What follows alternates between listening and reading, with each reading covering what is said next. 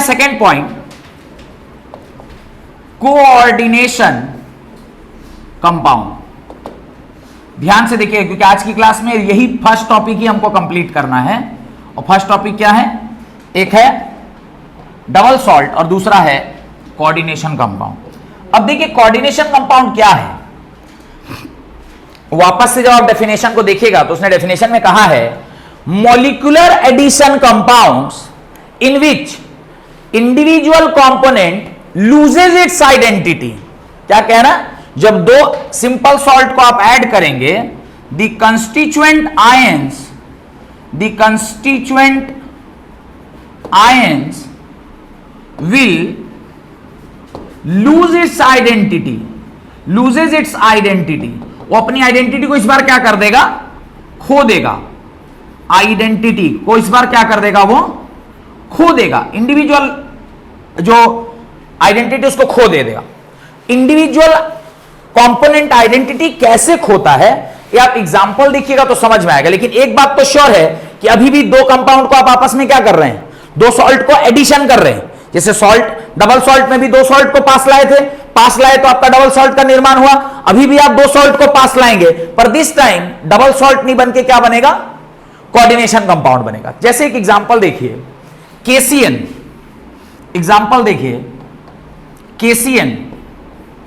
KCN की reaction करवा रहे हैं FeCN होल ट्वाइस के साथ, FeCN होल ट्वाइस के साथ। इसकी आपने क्या करवाई? रिएक्शन करवाई। जब आप इसकी रिएक्शन करवाएंगे आपको जो प्रोडक्ट मिल रहा है, देखिए क्या मिल रहा है, बोलिए क्या मिला है? K4 FeCN whole 6 bracket 1। अब ये सॉल्ट आपको मिल गया।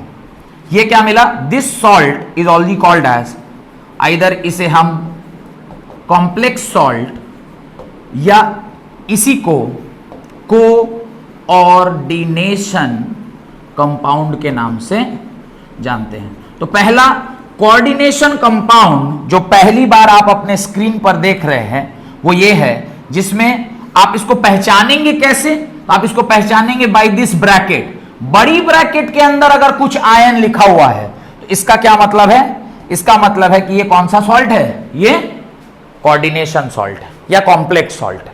अभी भी हमने दो सॉल्ट को मिक्स किया है, addition of two molecules, but this time the salt is complex in nature. इस बार सॉल्ट कैसा है? कॉम्प्लेक्स है। अब ऐसा सॉल्ट आज से पहले तो आप नहीं देखे थे, फर्स्ट टाइम आपने ऐसा सॉल्ट देखा है। तो ये जो सॉल्ट बना है इसी को हम लोग क्या कहते हैं? कॉम्प्लेक्स सॉल्ट बोलते हैं। डेफिनेशन में आगे देखिएगा लिखा है its solution does not give the test of all its constituent ion। सारे इंडिविजुअल कंस्टिट्यूएंट आयन, क्या क्या कंस्टिट्यूएंट आयन है? K plus, Cn minus, Fe2 plus, Cn minus. यानी हमको तीन टेस्ट इसको पास करना चाहिए। कौन कौन सा? एक टेस्ट तो इसको पास करना चाहिए K प्लस का, पोटेशियम का टेस्ट देना चाहिए। दूसरा किसका टेस्ट देना चाहिए? साइनाइड का टेस्ट देना चाहिए। और तीसरा किसका टेस्ट देना चाहिए? Fe2 प्लस का। पर आप देखेंगे, मतलब देखा गया है ऐसा कि मात्र ये K प्लस का टेस्ट देगा, इन दोनों का टेस्ट नहीं देगा। क्यों देगा क्यों नहीं देगा उसको छोड़ दीजिए, पर कैसे तो अभी हम लोग अगले पेज पर देखते हैं। आप इसका क्या कीजिए, K4 FeCN होल 6 इसका आप एक्वा सॉल्यूशन बना दीजिए। एक्वा सॉल्यूशन बोला था ना बनाने के लिए।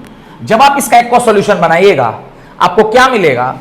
आपको मिलेगा 4 times K plus aqueous plus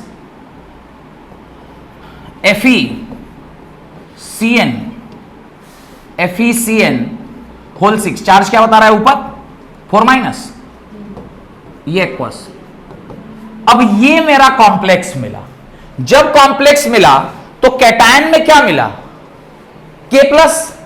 पर क्या एनायन में मुझे Fe2 प्लस Cn माइनस मिल रहा है? नहीं, एक कॉम्प्लेक्स आयन मिल गया।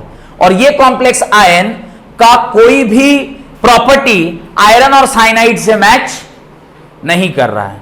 तो ये अपने इंडिविजुअल कंपोनेंट का टेस्ट देगा कि नहीं देगा? नहीं दे पाएगा। क्यों? क्योंकि यहां पर जो एग्जाम्पल में आपने लिया है, यहां पर आयरन और साइनाइड मिलकर एक कॉम्प्लेक्स आयन बना लिया। ये कॉम्प्लेक्स आयन अपना इंडिविजुअल कुछ टेस्ट दे सकता है, पर आयरन और साइनाइड की प्रॉपर्टी से इस कॉम्प्लेक्स का कोई लेना देना नहीं है। तो ये जो कॉम्प्लेक्स का निर्माण हुआ है इसको हम लोग बोलते हैं anionic complex. This is called as anionic complex. और एनायनिक कॉम्प्लेक्स के अंदर FeCN है, पर ये individual ion will not give the test of Fe+2 and Cn-1। ये दोनों का टेस्ट नहीं देगा। सिर्फ ये कौन सा टेस्ट पास कर पाएगा? ये सिर्फ पोटेशियम का टेस्ट पास कर पाएगा। वो भी इसलिए क्योंकि पोटेशियम इस कॉम्प्लेक्स के क्या लिखा हुआ है? बाहर लिखा हुआ। अगर वो भी पोटेशियम अंदर घुस जाता वो भी उसका टेस्ट नहीं दे पाता। तो अब आप डेफिनेशन को जब पढ़ेंगे तो आपको समझ में आ जाएगा। Molecular addition compound in which individual component loses its identity, अपनी आइडेंटिटी को बाकायदा खो देता है। क्यों खो देता है? क्योंकि जब उसका टेस्ट ही नहीं देगा तो अपनी आइडेंटिटी खो दिया। Loses is identity and it's solution, which solution? aqueous solution does not give the test of all its constituent ion is known as coordination compound। इसका एक और एग्जांपल है CuCN। एक और एग्जांपल ले लीजिए, example number 2। CuCN when react with KCN, when react with KCN आप देखेंगे कि इसका प्रोडक्ट क्या मिला है? प्रोडक्ट क्या मिला है? बोलिए क्या मिला है? क्या? K3 CuCN होल 4 की होल 6 होल 4। ये आपको क्या मिल गया? इसका प्रोडक्ट मिल गया। अब इसका आप एक्वस सॉल्यूशन बना लीजिए। छोड़िए, दोबारा लिख देता हूं। K3 CuCN होल 4, इसका आप एक्वस सॉल्यूशन बनाइए। तो आप इसका एक्वस सॉल्यूशन बनाइएगा, आपको मिलेगा thrice of K plus aqueous plus complex CuCN whole 4, ऊपर मिलेगा 3 माइनस एक्वस। ये भी सिर्फ कौन सी प्रॉपर्टी दिखा पाएगा? K प्लस तो प्रॉपर्टी दिखाएगा, पर कॉपर और साइनाइड की यहां पे प्रॉपर्टी आपको देखने को नहीं मिलेगी। तो डबल सॉल्ट अपने हर एक इंडिविजुअल कंपोनेंट की आइडेंटिटी को प्रिजर्व करता है, और जब आप उसका एक्वस सॉल्यूशन लेंगे तो अपनी पूरी प्रॉपर्टी दिखाता है वहां पर, वेयर एज कॉम्प्लेक्स सॉल्ट नहीं दिखाता। एग्जाम में इस टॉपिक पे एक ही सवाल पूछता है, right 5 point of difference between double salt and coordination compound. तो एक क्वेश्चन राइट, पहला क्वेश्चन जो इस टॉपिक से पूछता है, right 5 points of difference between double salt and coordination compound coordination compound. वैसे तो ये आपका घर काम होना चाहिए, किसको आपको घर से खुद से करना चाहिए, फिर भी कुछ पॉइंट है जो मैं डिस्कस कर देता हूं। डबल सॉल्ट और इसका आप दो ये बनाइएगा डिवीजन टाइप का। डबल सॉल्ट के साइड पे आप क्या लिखेंगे? पहला पॉइंट लिखना क्या है? लिखा हुआ है, बस आपको देखना है। Double salt, they are normally form from 2 salt mixed in equimolar proportion from their solution. दोनों का इक्विमोलर, एक मोल इसका एक मोल इसका। लेकिन जब आप कोऑर्डिनेशन कंपाउंड कह रहे हैं तो in coordination compound the simple salt may or may not be equimolar proportion. तो पहला पॉइंट तो यही है कि इसका इक्विमोलर होगा और इसका इक्विमोलर नहीं होगा। तो छोटे शॉर्ट पॉइंट में इसको लिख ही देते हैं। इधर लिखते हैं डबल सॉल्ट और इधर लिखते हैं कोऑर्डिनेशन कंपाउंड। इसका पॉइंट नंबर 1 है, ये इक्विमोलर प्रोपोर्शन में मिलेगा। इक्विमोलर प्रोपोर्शन, ये may or may not be in equimolar proportion, may या may not be in equimolar proportion. Point number 1। Point number 2 देखिए, क्या है point number 2? Double salt exist only in solid state. Double salt किसमें exist करता है? Solid state में। And in aqueous solution they dissociate into its ion, सारे ions में dissociate कर जाएगा। लेकिन coordination compound do not loses their identity in solid as well as aqueous state as they do not dissociate into ions. तो ये dissociate करता है, ये डिसोसिएट नहीं करता है। Double salt will dissociate into its ion, it will not dissociate into its ion. ये ज्यादातर सॉलिड स्टेट में है, ये सॉलिड स्टेट और एक्वस स्टेट दोनों में एग्जिस्ट करता है। तो इसका will dissociate into its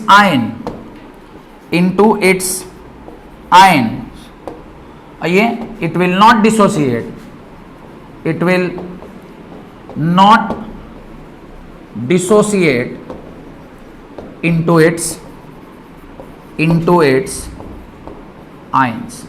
point number 2. अब आइए पॉइंट नंबर 3. नेक्स्ट पॉइंट है double salts are ionic in nature. Double salts कैसे होते हैं? आयनिक इन नेचर होते हैं. Where as in complex salt the species present are linked with metal atom और ion by coordinate bond. तो यहां पर कौन सा बॉन्ड पाया जाता है? यहां पे सिर्फ और सिर्फ आयनिक बॉन्ड पाया जाता है. पर यहां पर चूंकि नाम चैप्टर का कोऑर्डिनेशन कंपाउंड है तो कहीं ना कहीं कोऑर्डिनेट बॉन्ड तो यहां रहना ही है. यहां both ionic as well as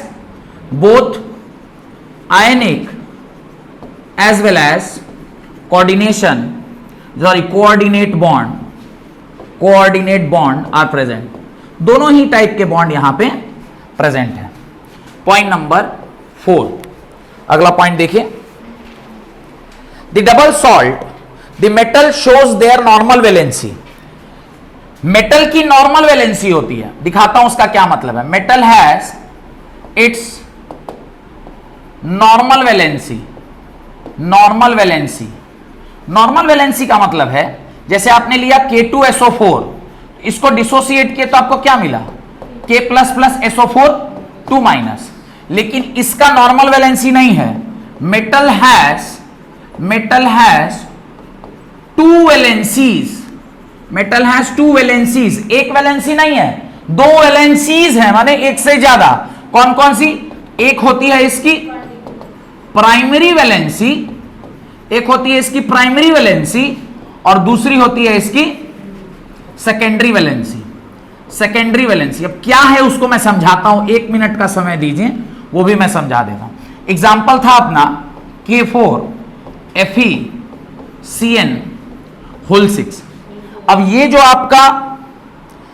आपका मेटल है आयरन, इसकी दो वैलेंसीज हैं. या एक और एग्जांपल मैं आपको देता हूं, जैसे FeCN6 Cl2. अब ये जो आयरन है यहां पर, इस आयरन की दो वैलेंसी है. एक ये जो इस ब्रैकेट के अंदर है, इसको क्या कहते हैं? सेकेंडरी वैलेंसी बोलते हैं. और एक ये जो इस ब्रैकेट के बाहर है, इसको क्या कहते हैं? प्राइमरी वैलेंसी कहते हैं. ये प्राइमरी वैलेंसी. 4 पॉइंट हो गया. ये क्या है इसको समझने के लिए जस्ट इसके एक बाद एक थ्योरी है. आप देखिए हेडिंग डालना है वर्नर्स थ्योरी. एक कौन बताया कि एक मेटल की दो वैलेंसी होती है? एक आदमी की दो रानियां हैं, प्राइमरी वैलेंसी और सेकेंडरी वैलेंसी. वो दोनों रानी के बारे में कौन बताया? वर्नर बताया. तो ठीक देखिए उस पॉइंट के नीचे क्या लिखा हुआ है? Werner theory. तो वर्नर थ्योरी अगली क्लास में पढ़ेंगे. 4 पॉइंट हुआ है. 5वें पॉइंट में आप इसका एक एक क्या लिख लीजिए? एग्जाम्पल दे दीजिए. डबल सॉल्ट में आप ऊपर बहुत सारे एग्जाम्पल दिए हुए हैं, कोई एक एग्जाम्पल इसका डाल दीजिएगा. और इसके भी 5वें पॉइंट में हमने तो यहां एग्जाम्पल लिख ही दिया है. 5वां पॉइंट में इसका एग्जाम्पल हो गया. और इसका मोर सॉल्ट, पोटास एलम, मोर सॉल्ट और कार्नेलाइट, ये सब इसके क्या हैं? एग्जाम्पल्स हैं. एग्जाम में ये क्वेश्चन कई बार पूछा हुआ है. Right 5 point of difference between. 3 number का क्वेश्चन आता है. 5 पॉइंट लिखिएगा, टीचर आपको 3 में 3 देगा ही देगा. डन. नया चैप्टर है, पहला लेक्चर कर रहे हैं हम लोग. चैप्टर का नाम है कोऑर्डिनेशन कंपाउंड. प्लीज इसको अच्छे से पढ़िए. ये शीट का PDF का लिंक मैं डिस्क्रिप्शन बॉक्स में डाल दूंगा. आप उसको डाउनलोड करिए. उसी शीट से मैं पढ़ा रहा हूं. आपका मेहनत बहुत कम हो जाएगा. और अगर मेरे वीडियो आपको अच्छे लग रहे हैं तो प्लीज मेरे चैनल को सब्सक्राइब कीजिए, वीडियो को लाइक कीजिए और अपने दोस्तों के साथ